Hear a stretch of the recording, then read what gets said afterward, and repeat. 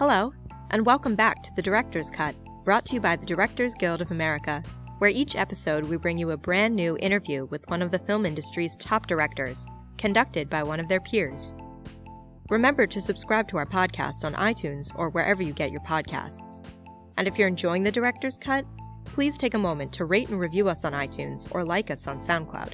We love hearing your feedback.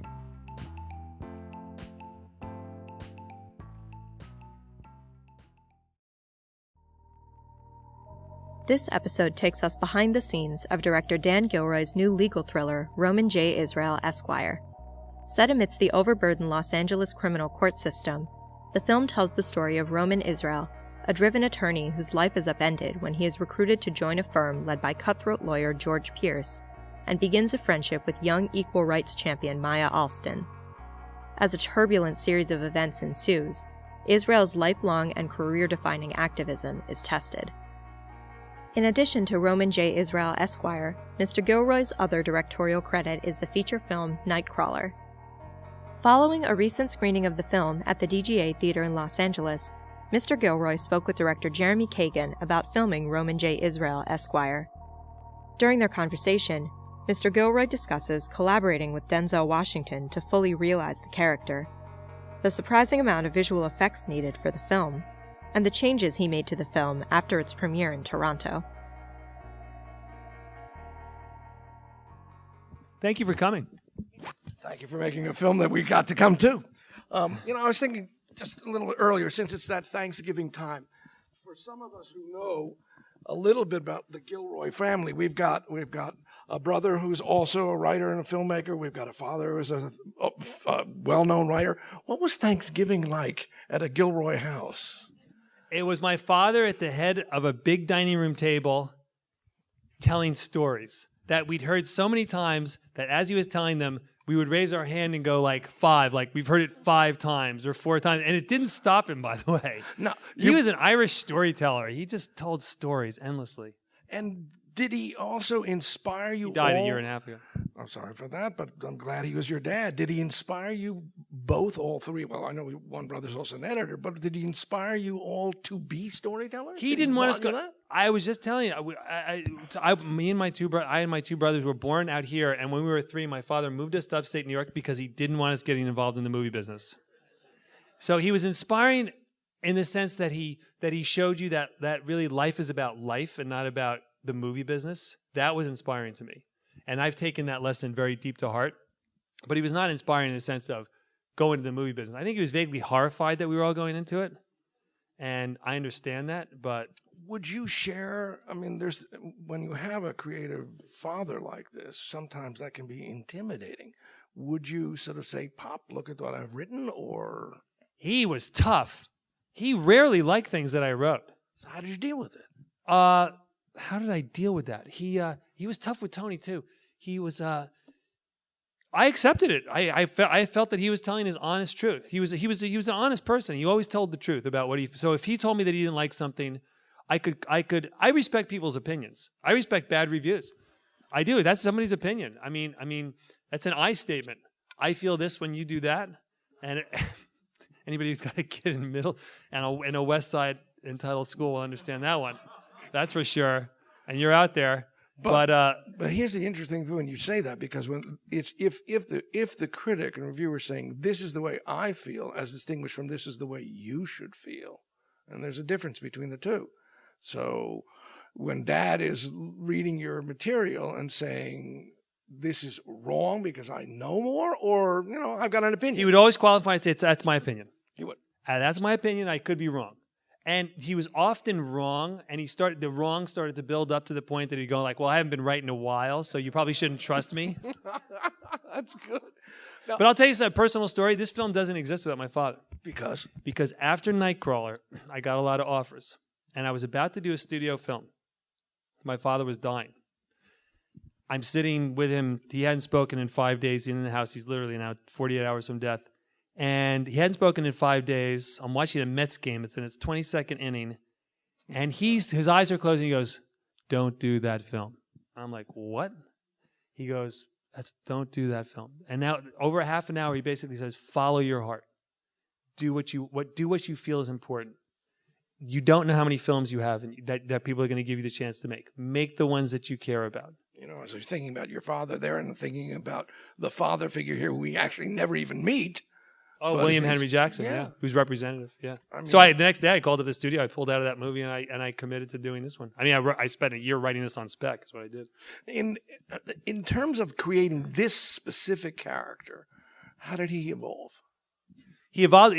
These movies come from ideas for me. So the idea for this was, I remember the 60s. I was 10 in 69. And I remember this fervent spirit of changing the world, women's rights, civil rights, anti-against the war.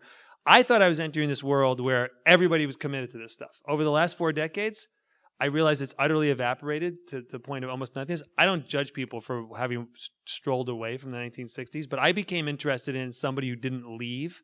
And when I did the research, it turns out that the people who did not leave the field from the 60s often went into civil rights law and criminal law. So the character sort of developed through the research of the idea, which was beneficial. The language, we were just talking a little bit about words. I mean, the language in this piece and what he speaks is, you know, you want to write it down. You want to be able to remember things like, you're a low-flying bee. Well, you're too near me to hear me. I mean, drowning in the shallow end. Exactly. You're drowning in the shallow end. Exactly. I feel that way sometimes. So talk about how you decided how this would fit into the voice of this character. So what I loved about writing this character was he always spoke his mind, which none of us get the opportunity to do. It reminded me of the Seinfeld episode where George decides to just say everything that he's thinking about and just succeeds wildly.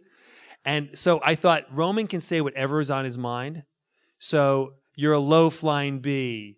It's an enema of sunshine. It was just like this inner id got sort of like every time he opened his mouth, I was allowed to speak what I imagined he would be allowed to speak in that moment. And that felt liberating. So I was choosing words that felt truthful, but antisocial at the same time. When Denzel read this and knew that these were words that were going to come out of the character that he was going to create with you, what was the dialogue that you two went in terms of developing this guy? So I call up the studio, I pull out of that movie, I sit down, I spend a year, I write this on spec. And my agent's not happy.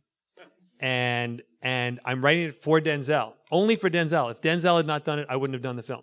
And I announced that to everybody I'm working with at the time. Did he know too? No, Denzel did not know. I've never met him before.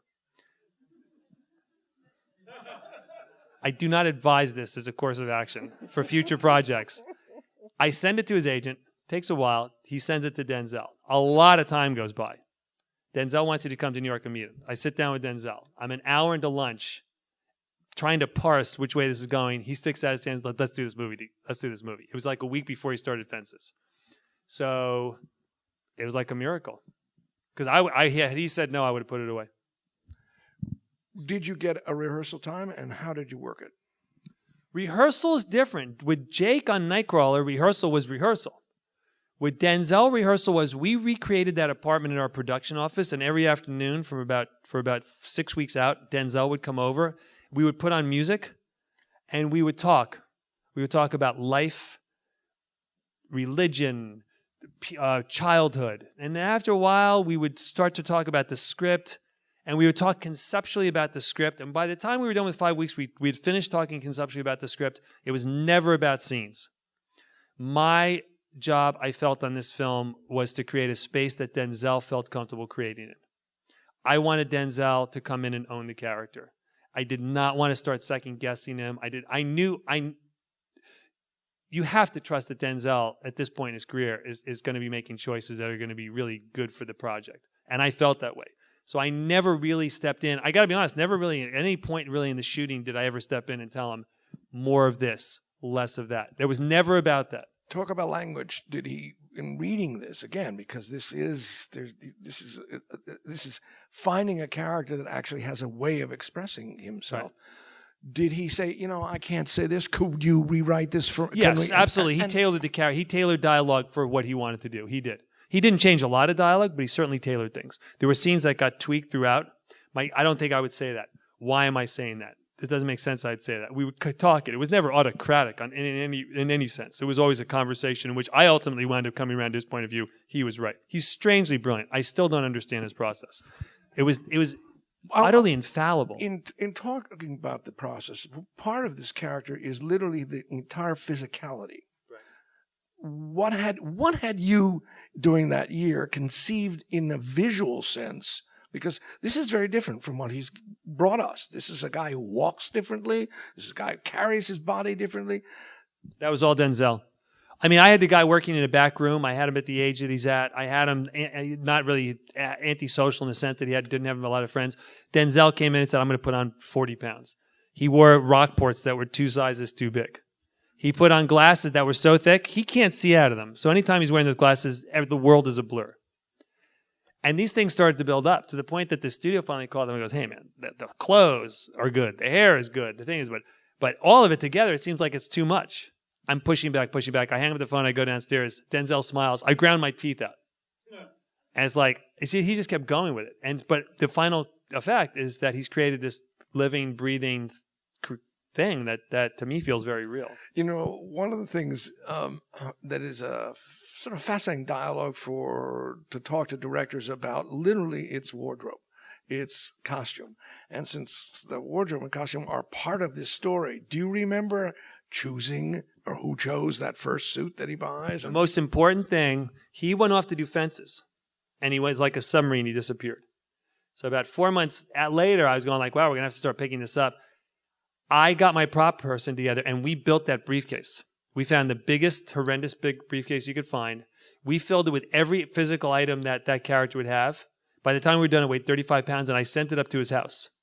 And within 3 days, he called up. He goes, I love this briefcase. We put the name thing on it. He goes, I love this briefcase. Let's meet. So that started the process then of the physicality of building a character, sending that briefcase. Actors do love that stuff, man. They do. I mean, it's stuff. It's relevant. You know, what's in a wallet? You know, what's in a house? Also, what are you going to wear in the choosing of that particular suit? The first suit, the brownish red one.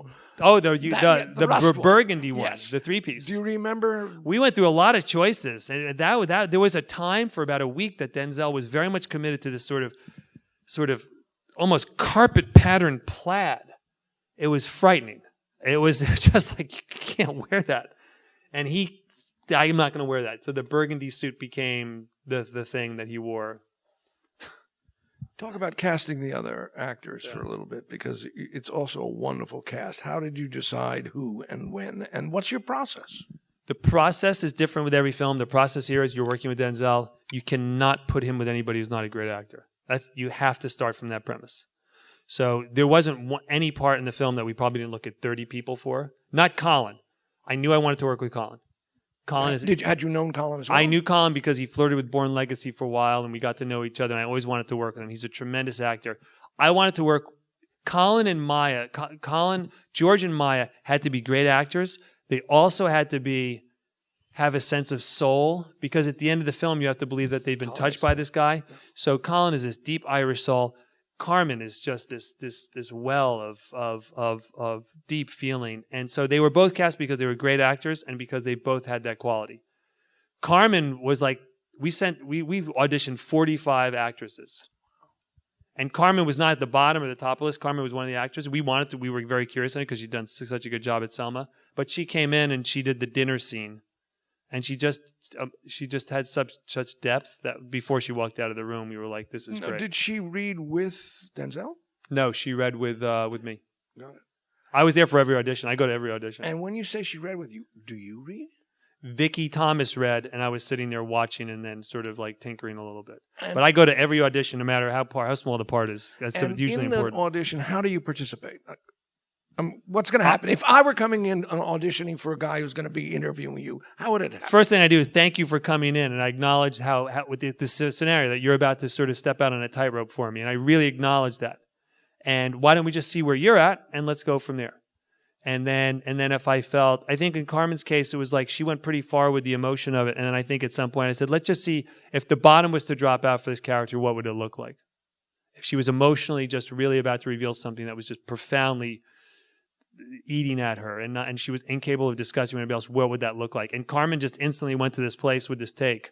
And as a matter of fact, it was so deep that I knew when we did this scene with Carmen, that was when, so normally you start with a wide, medium, and close-up. I didn't want Carmen to go through that dinner scene, so we did one take of her close-up and got what we needed, because I'm not going to ask an actor to go back there again, because it's not organic.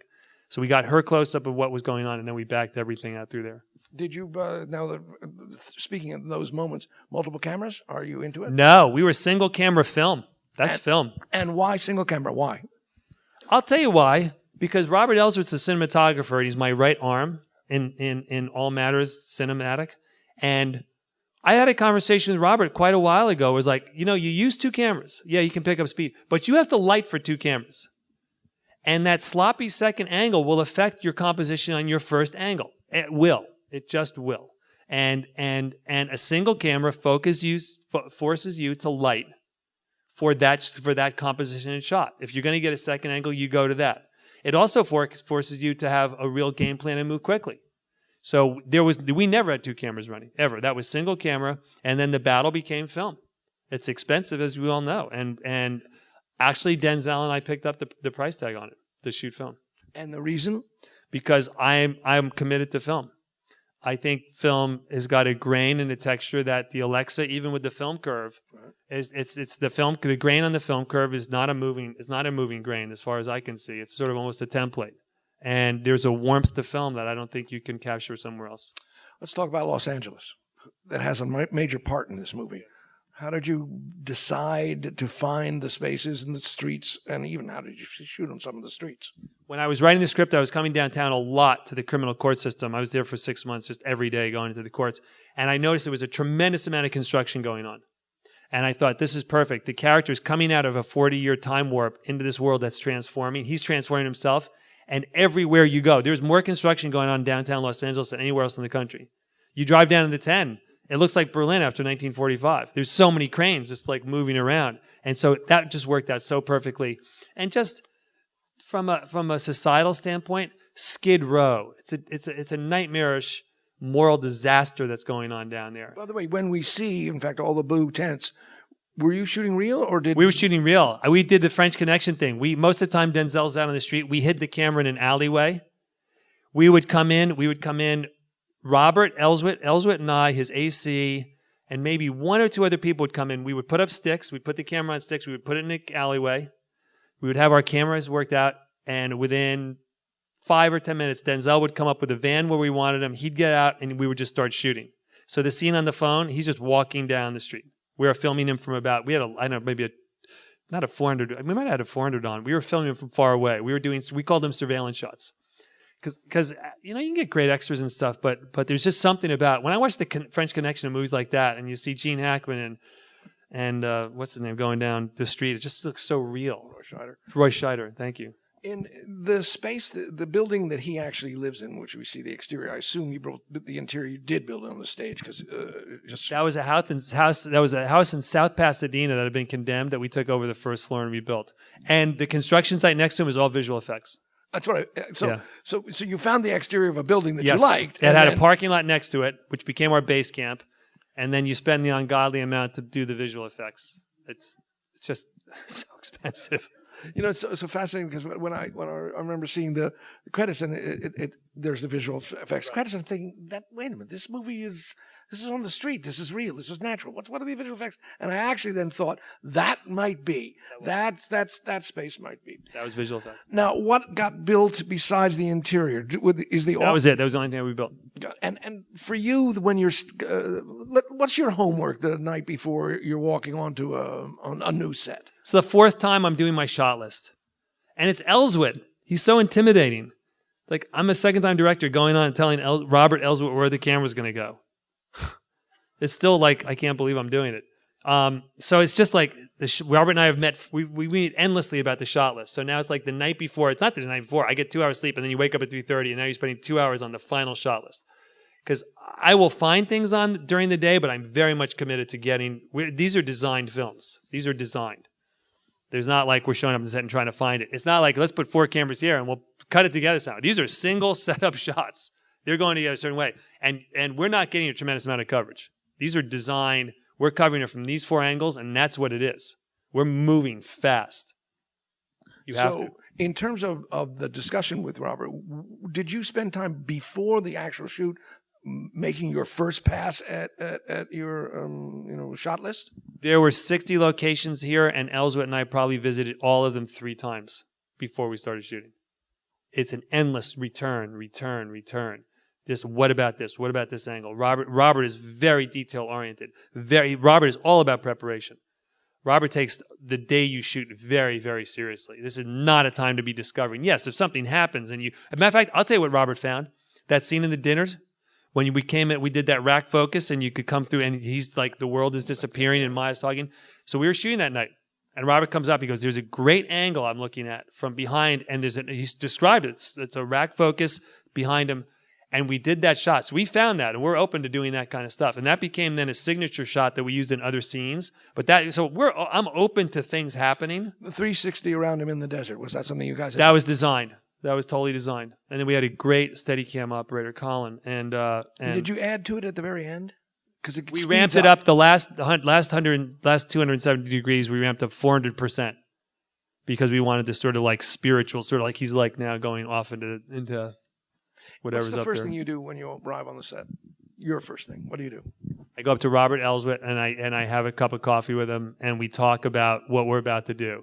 With the first shot, where's the dolly? So the dolly, okay, it's the dolly. So they're Chris is setting up the dolly and Ian's got the lights over there and we're talking about just looking at it. Denzel's not even remotely a part of what's going on yet.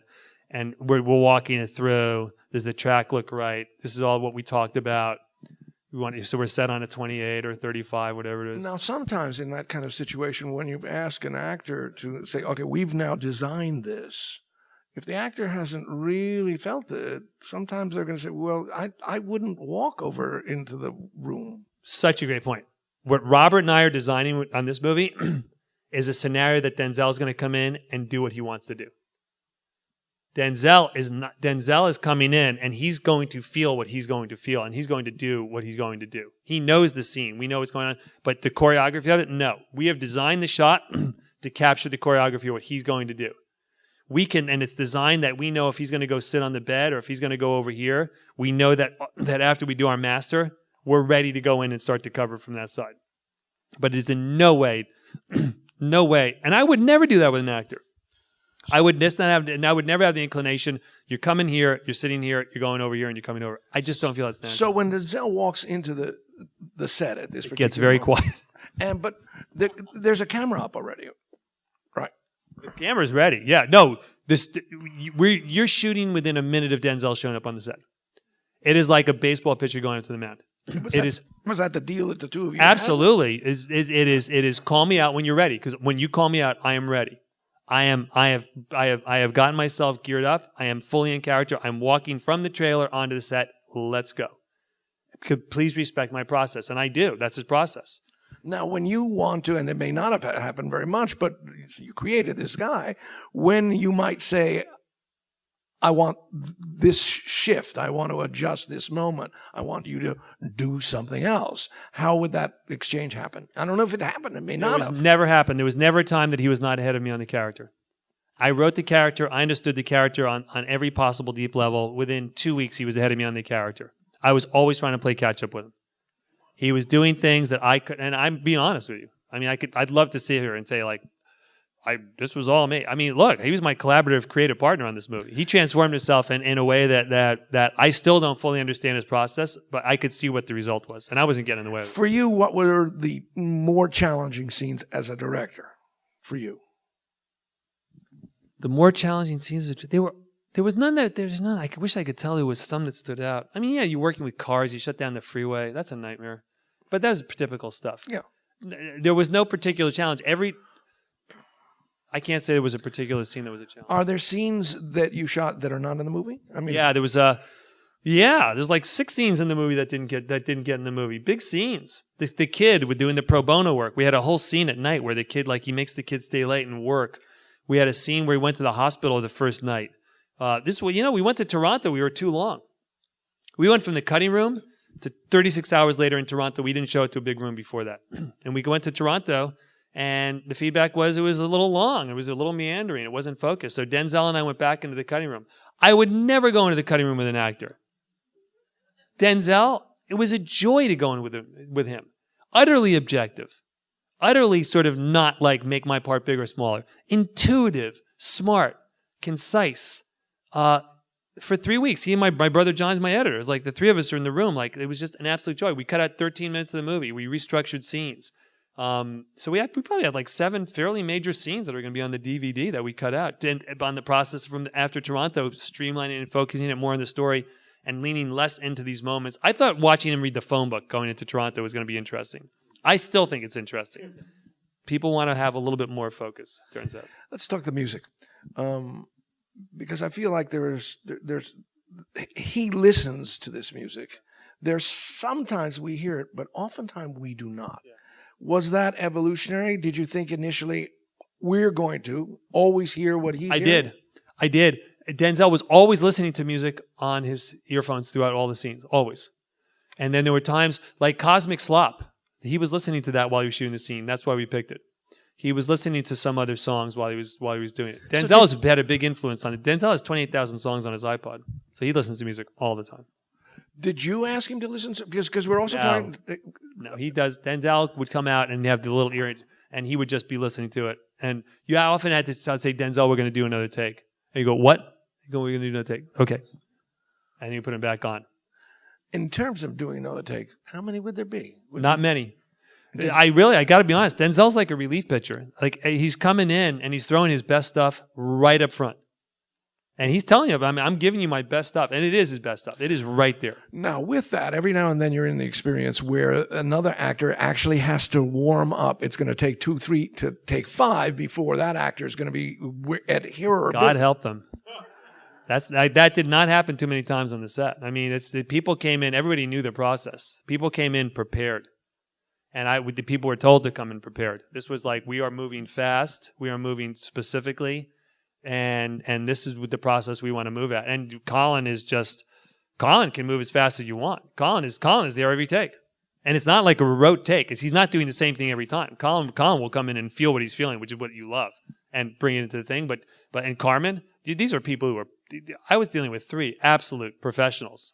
In choices, both in storytelling and as a director, did you go through a moment where I am going to see him get shot? I'm not going to see him get shot. What made you make that? No, he's never going to get shot because it was always going to be. It's because it wasn't about him getting killed. We were going for a sort of a spiritual transcendence at the end. So the idea of actually watching him get shot would have been anathema. But I'll tell you something. That night, this was a tough night. We were shooting on that alley. We'd closed down A Street, and we didn't have the money to do it again another night. It's 4:15 in the morning. We have like another hour of sunlight. I mean, ever dark before it gets sunlight. I think the shot list was like 5 shots, and we didn't have time to do them all. Robert and I and Denzel huddled, and we decided, let's just do the briefcase on its side. Let's not do the back from the alley wide, seeing the body. Let's just focus in on that. And then, look, I'll give credit where credit. Colin comes up to me at that moment, and I'm going like, how are we going to do these other 3 shots? And Colin comes up smoking a cigarette and goes, mate, you're not going to have me do the horrible thing where I'm crying over the body, are you? Can't you just like shoot it from my feet? And he walks away.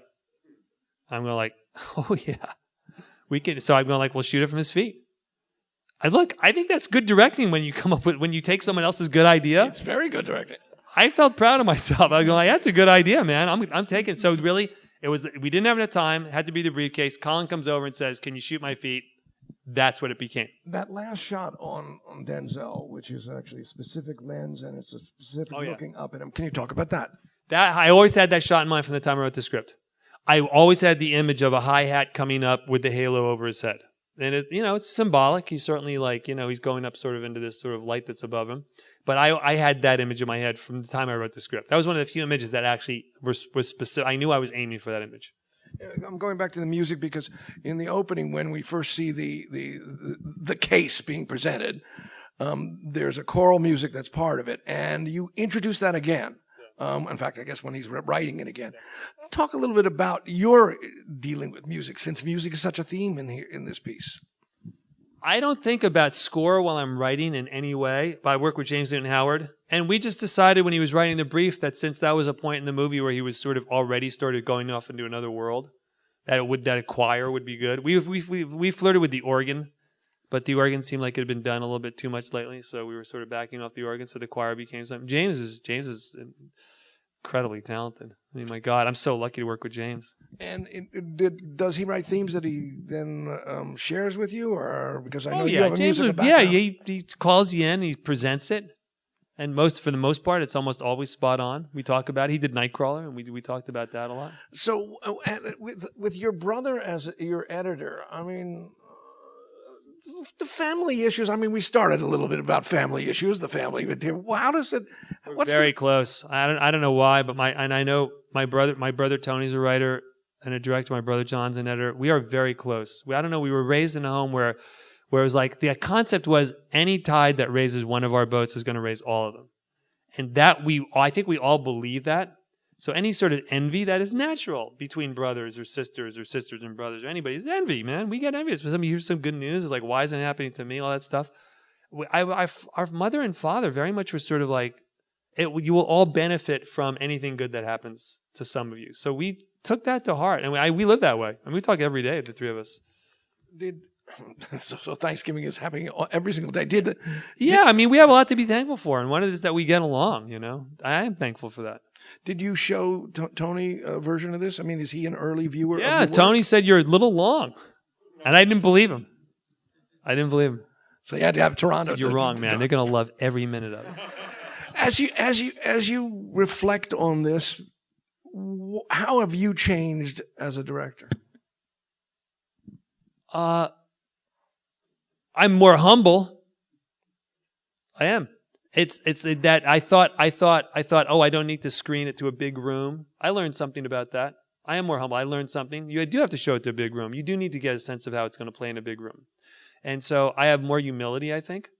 You learn more about the camera every time you do it. I'm a second-time director, and I'm studying about cinematography when I'm not directing. But I'm learning about the camera. I'm learning about the language of film. I'm a writer primarily. But I do understand, I think, more about how to move the camera around. What do you like best about the process so far? And what Writing. do you like worst about it? Writing's my favorite part. And what do you like? What's the worst part? I'm actually looking at it as a director. As a director, what do you like best about directing? And what do you find the most troublesome about being a director? Directing? Uh-huh. Staying in my conscious brain, because writing for me is a subconscious process. I'm in a room alone, and all I'm trying from the minute I sit down is to turn off my conscious brain and not be literal, not be representative. We talked about that. Not be in this. And directing is the counter opposite of it. And it's unnatural for me to spend so many weeks and months sort of like in the present. It's not where I've spent the last 25 years. And so it's like I have to put on this other part of my brain and be here. Because I like being in the other part more. Well, listen, you've brought us in both parts, so thanks very much for sharing. And thank you for staying. film. I appreciate it. Jeremy, that was fun, man. This is one of the most fun ones I've ever done. Thanks for listening to another DGA Q&A. If you'd like to hear more from director Jeremy Kagan, check out episode 91, which features Mr. Kagan discussing his film Shot with director Mick Jackson. You can find past episodes of The Director's Cut wherever you listen to podcasts. Stay tuned for more episodes, including Alexander Payne's Downsizing, Paul Thomas Anderson's Phantom Thread, and James Franco's The Disaster Artist, and click subscribe so you won't miss an episode. And if you're enjoying the podcast, please like, share, and leave us a review. We'd love to hear your feedback. Thanks again for listening, and we'll see you next time. This podcast is produced by the Directors Guild of America. Music is by Dan Wally.